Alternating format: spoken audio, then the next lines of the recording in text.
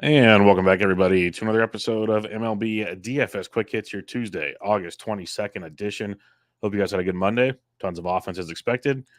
Going cheap on pitching like I wanted to do. Didn't work out so well. I nailed all the bats, had double-digit points in all the bats. Didn't matter when the pitching sucked the way it did. So we go right back to it. Go right back to it on Tuesday. We have 12-game main slate kicking off at 7:05 p.m. Eastern Time. If you need any help, I'm on Twitter at BDentric. I'll have my cheat sheet on Game of the Edge Fantasy as usual. So go check all that out. Totals on this slate: Nationals, Yankees 8.5, Cardinals, Pirates 10, Blue Jays, Orioles 8.5, Dodgers, Guardians 9, Mets, Braves 10.5, Red Sox, Astros 8.5, Twins, Brewers 8.5, Mariners, White Sox 9, Reds, Angels 9, Rangers, D-backs 8.5, Marlins, Padres 7.5. So tons of interesting totals because pitching is all over the board. Not in love with a lot of it though. So let's get to the pitching on this slate. Like Zach Gallen, $11,000 against the Texas Rangers. I love Zach Gallen. Can't stomach it. Can't stomach it at all. Now, you do have Blake Snell, 10-7 at home against the Marlins. Snell has put up 20 or more points in 3 out of his last 4. It's just a matter, can he limit the walks? He's going at least 5 innings, 3 runs or less. Strikeouts have been outstanding. But it's like 2 walks, then 4, 4, 4, 5. It's like, can he limit the walk situation? He gets to take on a Miami Marlins team that over the last month, they're striking out 23% of the time versus lefties, hitting 240 with a 164 ISO. So if you're going to pay up at the position, no problem with Blake Snell at 10-7. That's the dude I'd be looking for. Like you got Bailey Ober at 10-2. He's been okay, but not worth 10-2. Okay. Verlander against Boston. Boston's been hot. Probably going to pass there. Giolito is interesting at $9,100, depending on what Cincinnati lineup comes out. Still probably going to pass. Next for me is Yusei Kikuchi, $8,900 at the Baltimore Orioles. Kikuchi has been outstanding, like sub-3 ERA over his last month or so on a season, a 3.44 ERA. He's put up 20 or more points in 4 out of 5, 17 or more in 5 straight. He's got at least 6 innings in 4 straight, 1 earned run in each of the last 4 starts. If you go back to 5 starts, 1 earned run or less, because he had 0 earned runs 5 starts ago. It's been 6 or more Ks in 4 or 5 starts. Dude's been great. Ground ball to fly ball rate's been great, which has limited the damage to keeping the ball in the ballpark. Now he takes a Baltimore Orioles team, which ballpark is very good against right-handed hitters for Kikuchi. Baltimore 21.6% K rate versus lefties, 260 average, 208 ISO though. So they're swinging it really well versus lefties of late. So if you want to take your chances with Kikuchi at 89, I'm cool with it. I think there's a lot to like on that one. Bobby Miller is interesting, 86 at Cleveland. Great in his last start against Milwaukee, 6 innings, 1 run, but only 4 Ks. It's been 4, 4, and 3. That's his K put out in his last 3 starts, and that's kind of the bummer here, especially against the Cleveland Guardians team that on the season does not strike out a ton versus right-handed pitchers strike out a ton, period. But over the last month, 18.8% K rate versus righties, hitting 262 with a 148 ISO. So I think Miller's interesting, probably more cash than tournament for me. Like a 15-point floor should be in the works for Bobby Miller, but seeing a massive ceiling is tough without the strikeout upside against Cleveland. Now we slide down even farther. Carlos Rodon's back at $7,800 versus Washington. I'll pass coming off the IL. I'd love to use Brian Wu at 76 versus the White Sox coming off the IL. I'll pass on that one. I just don't like these guys coming off the IL. Just a strategy that's worked more than it hasn't this season. Going for cheapies, though. John Gray, $6,700 at Arizona. I love what he's been doing for his price point, like 16.4 his last time out. Cool. 32.6, 17.2. That's his last 3 starts. 7 innings in each of his last 2. He's gone 3 runs or less in 3 straight. And he's gone 4, 7, and 6 in the strikeout departments. So the Ks are kind of there right now. And he gets an Arizona team, which we can have some fun with.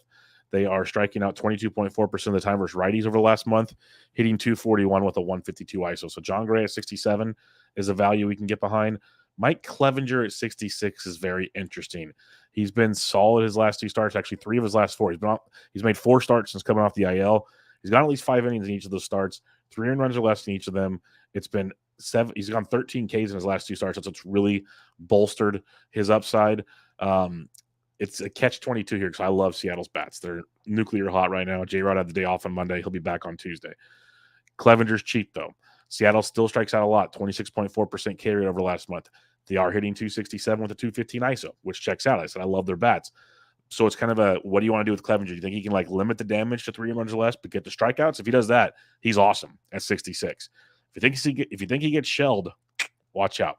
I'm going to do a 3 max. I'm probably going to have a Mariner stack in one and have at least one Clevenger in one of the other 2. That's probably where I'll be looking on these ones. But if you're doing a single entry, I probably lean Seattle bats in this one, so be careful. But I think Clevenger at 66 is on the radar. And then Grayson Rodriguez at 61 is just still too cheap. I know Toronto's Toronto, but Grayson's been awesome. Awesome. His last 4 starts, it's 5 2/3 or more, I'll say. It's 3 runs or less. He's gotten you 6 or more Ks in 2 of his last 3. I really like what we're seeing here from Grayson Rodriguez. He's being efficient. He's going deeper into games. He faces a Toronto team striking out 24% of the time versus righties, only hitting 228 with a 153 ISO over the last month. So I do like Grayson at 6,100. So recapping my pitching, Blake Snell at 10-7. If you're paying up, I'm cool with that. Otherwise, it's Kikuchi at 89. It's John Gray at 67. Clevenger's on the radar at 66. I'll be honest there. And then Grayson at 61. I really like the Grayson Gray Snell situation, but don't forget about Kikuchi and Clevenger.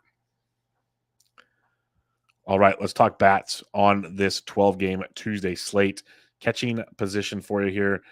Will Smith has quieted down, so it's hard to pay 56, but if you're stacking the Dodgers, at least think about him going up against the Syndergaard. I'm cool with that. But we can save some money, go a little bit cheaper, like William Contreras versus Bailey Ober at 47. If you're paying up, it's interesting. I'd rather have Salvi Perez at $4,400 versus the lefty Hollywood Hogan Harris. Cal Raleigh, if you saw the cheat sheet, he was a great play, must play, blue play. Depends on how you want to look at it on the sheet. He hit 2 home runs, double, just 6 RBIs. Had a pretty good game on Monday. He gets Clevenger at $4,300. If you're not using Clev Dog, Raleigh should be in your stacks. Wilson Contreras is $4,100 versus Oviedo. I love attacking pitch to contact Oviedo. If you want to fade Carlos Rodon, which I do not hate, Washington is in play. We like them versus lefties. Kyler Ruiz is one of them at $3,900. I like Ruiz versus righties and lefties right now, but especially against lefties and Rodon at $3,900. Going down farther in the 3K range for you, like Freddie Freeman is $3,500 versus Harris. If you want to go that direction, Jonah Heim's $3,500 just can't get the job done. I love that price tag, just can't pull the trigger, especially against Zach Gallen in that matchup. Going below 3K though, you can look at like Logan O'Hoppe at 26 versus Ashcraft. Had this discussion yesterday. If I'm gonna play a guy coming off injury, Heim or O'Hoppe, I'll take the savings with O'Hoppe and a better matchup versus Ashcraft too. Much better matchup versus Graham Ashcraft. But that's about it. Like Gabriel Moreno's down here at $2,400. I do like John Gray in that matchup, so I'm probably not going there. So if you need a value, it's Logan O'Hoppe. Otherwise, you pay up a little bit more at the catcher's position.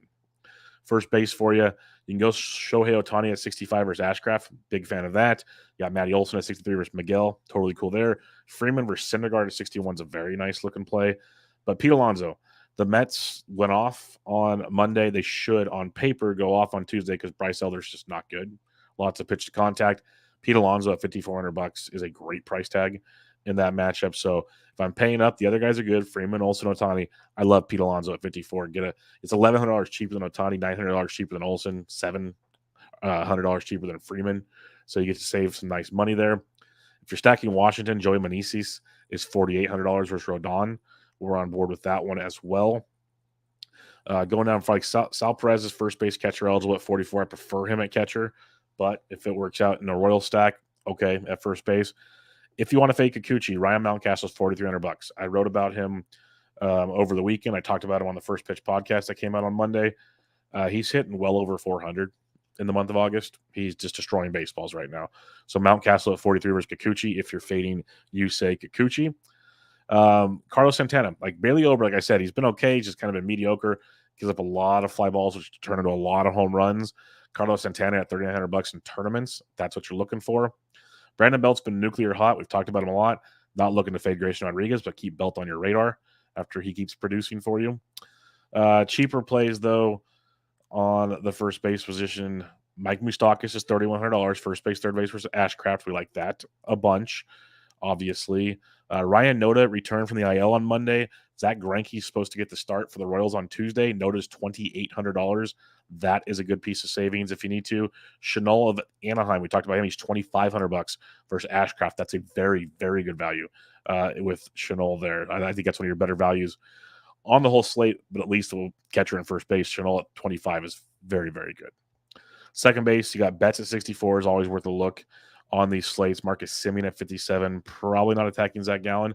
We got Zach Geloff at 55 versus Greinke. If you're stacking the A's, that's a fun one for sure. Ha-Seong Kim at a grand slam on Monday. He's $4,600 versus Luzardo. Luzardo has been booty. So I like some of these right-handed bats from San Diego. Kim at 46 is one to look at. If you are stacking St. Louis and want to attack Oviedo, Tommy Edman is $4,500. Second base shortstop eligible is not too shabby. Going down to 4K and below now, Jeff McNeil, second base outfield at 4K versus Elder. I'm not the biggest McNeil guy when I stack the Mets, but if you're going big stack, he should at least be part of that. Like if you're going 4 or 5 man Mets stack, that's when McNeil gets into the conversation. Low 3Ks into the 2s. Michael Massey at 32 versus Hogan Harris is not horrible if you're stacking Kansas City. Not a one-off, but part of a stack. Dylan Moore has been swinging it very well. Just talked about him actually in my risers and fallers column for this past week at Fantasy Pros.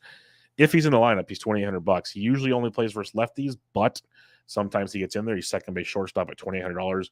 He'd be someone to keep an eye on for value if you need it on this slate.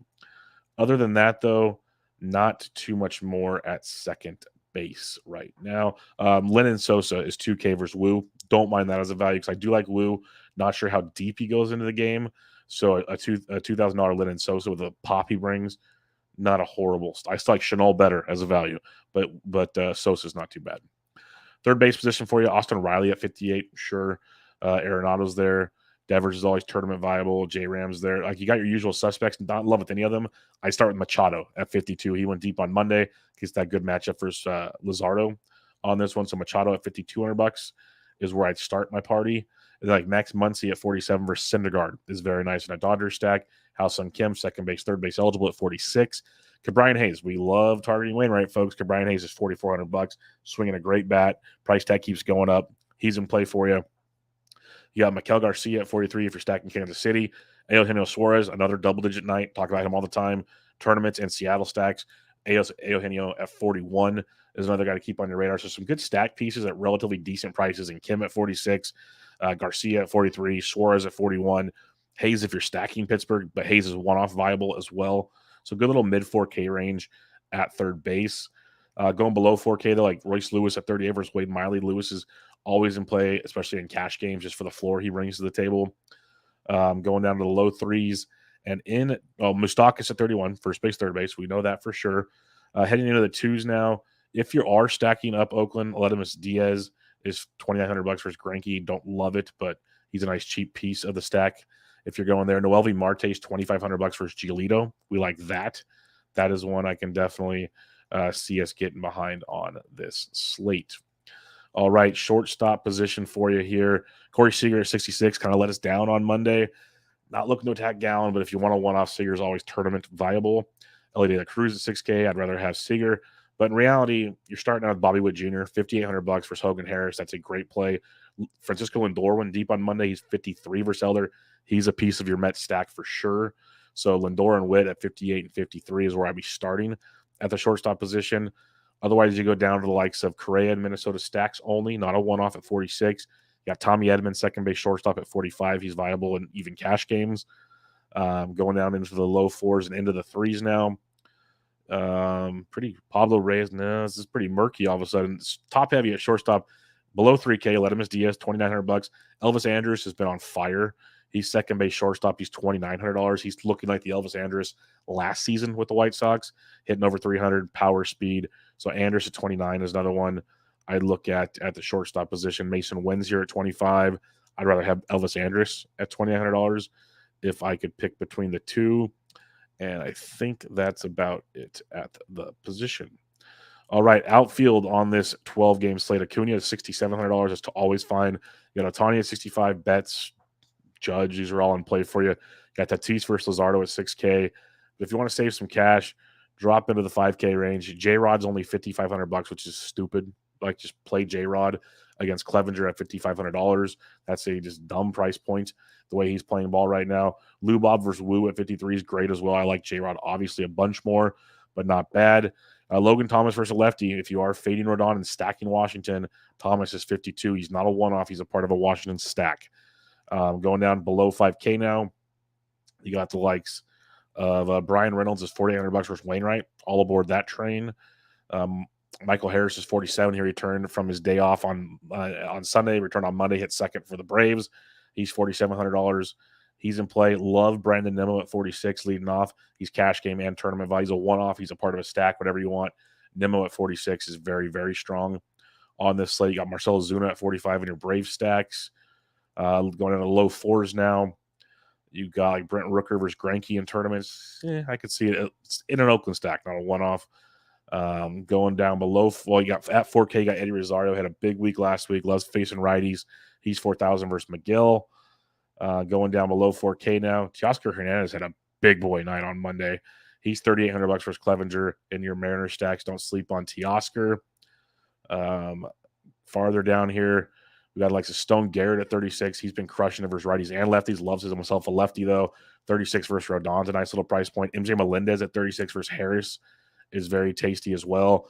Tyler O'Neill is only $3,500 versus Oviedo. That is very, very cheap. I'm a big fan of that for Tyler O'Neill at $3,500. In tournaments, Jack Sawinski's 34 versus Wayno. Sawinski's hit a major, major slump bust, but Wainwright can be the slump buster for him. Going down even farther, got Cade Marlowe's 33 versus Clevenger, if you so choose, but we have a different, cheaper Mariner like yesterday that we'll talk about because he went deep for us on Monday, which was beautiful. Farther down here into the low threes and into the twos, you got the likes of Drew Waters. There he is. Canzone of Seattle's down to $2,900 versus Clevenger. He was 3K on Monday. Canzone went deep again. Love the skill set from this kid. He's $2,900 versus Clevenger. He's one-off value viable and much, much more. Nelson Velasquez had the day off on Monday. I'd imagine he's back in the Kansas City lineup versus lefty Harris. He's $2,800. That's a good power value play for you with Velasquez. You have Canzone at 29, Velasquez at 28. Two nice power spots for you. Other than that, though, check your lineups like Butler of Oakland if he's leading off at 25. There's a little bit of upside there for sure. But yeah, other than that, check your lineups. We got like Pereira got called up by the Yankees. We'll see where he's hitting the lineup. You got him for super cheap.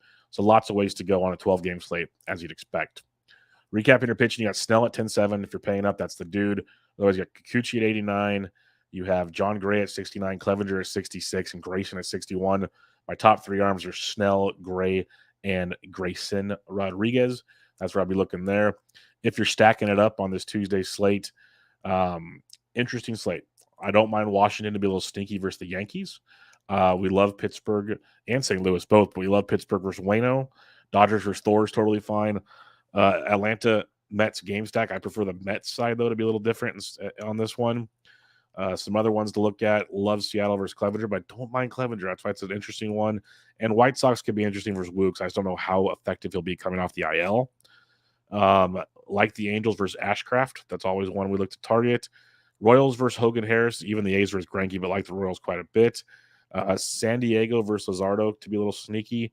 But my main stacks on this slate will be the Mets, will be the Pirates, and then you kind of mix in some of the big dogs. Your Dodgers, your Washington's not a big dog. You mix in Washington, Seattle.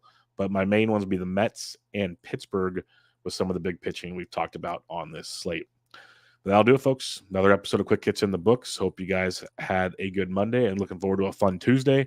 I'll be back with you guys tomorrow to preview Wednesday's action on the diamond. But for now, MLB DFS Quick Hits, your Tuesday, August 22nd edition in the books. I'm out.